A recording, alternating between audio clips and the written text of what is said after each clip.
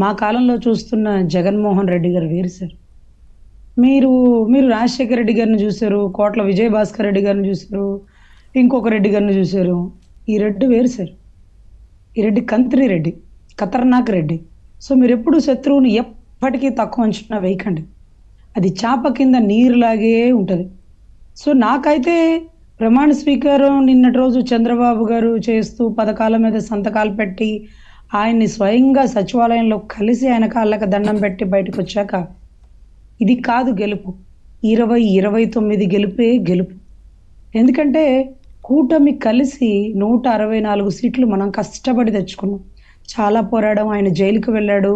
ఇంకొక ఆయన మాటలు పడ్డాడు. కొంతమంది చంపబడ్డారు. కొంతమంది ఆత్మహత్యలు కూడా చేసుకున్నారు. పెద్ద పెద్ద పొలిటికల్ లీడర్లు సైతం. అంతమందిని భయపెట్టినోడు ఒక్కడే ఒక్కడు. ముగ్గురు కలిసి 164 తెచ్చుకున్నాం. ఒక్కడు కలిసి మాయ చేసి మంత్రాలు పెట్టి 151 తెచ్చుకున్నాడు. ఈరోజు 10 అడుగులు వెనక్కి తగ్గాడేమో అని మనం అనుకోనక్కర్లేదు సార్. వాడు దొంగ. వాడెప్పటికీ గజ దొంగే. సో చాలా కేర్ఫుల్గా ఉండాల్సినటువంటి బాధ్యత మనకి ఉండనే ఉంది సార్. ఎందుకంటే ఈరోజు మీరు గమనిస్తే పులివెందుల బీటెక్ రవి అన్నని స్టేషన్లో వేసి చిత్తక బాధినారు. లేదా అదేంటిది, నువ్వు నామినేషన్ వెనక్కి తీసుకోమన్నారు. బీటెక్ రవి గారు కార్యాలయం కూడా పెట్టేశారు పులివెందుల పరిసర ప్రాంతాల్లో. షర్మిల అమ్మ వచ్చింది, సునీత అమ్మ వచ్చింది, సునీతమ్మ గారు అమ్మ వచ్చారు.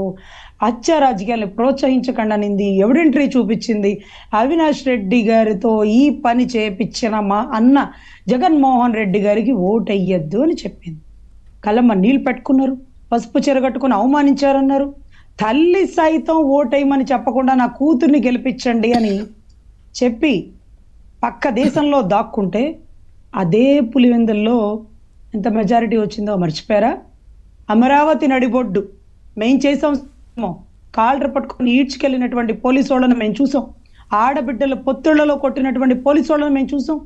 మొత్తం అమరావతి మొత్తం కన్నీటి పర్యంతం అవుతుంటే మళ్ళీ ఎక్కడి నుంచి వచ్చినాయి అమ్మ జగన్ గారికి అన్ని వేల ఓట్లు? సార్ ఇక్కడ శత్రు గెట్టోడు, గొప్పోడు అని చెప్పను, గెట్టోడు సార్. రాజు కంటే మొండోడు గెట్టోడు. ఈరోజు బాబు గారి నేతృత్వం ఎలా ఉంటుందో తెలుసా? ఇవన్నీ నాకు తెలియదండి. ఈ కుట్ర కోణాలు నాకు తెలియదు. నేను అభివృద్ధి చేసుకోవాలి, టైం తక్కువ ఉంది, 33,000 ఎకరాలు, నా వయసు 75 ఏళ్ళు, నేను పక్క దేశాల నుంచి కంపెనీలు తెచ్చుకోవాలి, ఇక్కడ ఈ కంపెనీ పెట్టాలి, ఇక్కడ పెట్రోలింగ్ కంపెనీ పెట్టాలి, ఇక్కడ అది రావాలి ఇది రావాలి అనుకుంటూ వెళ్ళిపోతారు ఆయన ఒక ధోరణి.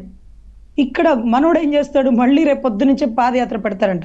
గతంలో ఇలాంటి పనికి మాలిన పాదయాత్రలు పెట్టినప్పుడు పర్మిషన్ ఇచ్చి ప్రోటోకాల్ ఇచ్చి పలానా రాజకీయ నాయకుడు కొడుకు నాతో పాటు కలిసి పనిచేశాడని సహృదయంతో బాబు గారి మంచితనాన్ని అలుసుగా తీసుకొని ఇంటింటికి వెళ్ళి వాకిట్లోకి వెళ్ళి నాయన చనిపోయినాడు నాకే గది పట్టించారు, నువ్వు ఈ రోజు వాకిట్లో తిరుగుతున్నావు, బజార్లో ప్రచారం చేసుకుంటున్నావు అంటే చంద్రబాబు గారు పెట్టిన భిక్ష.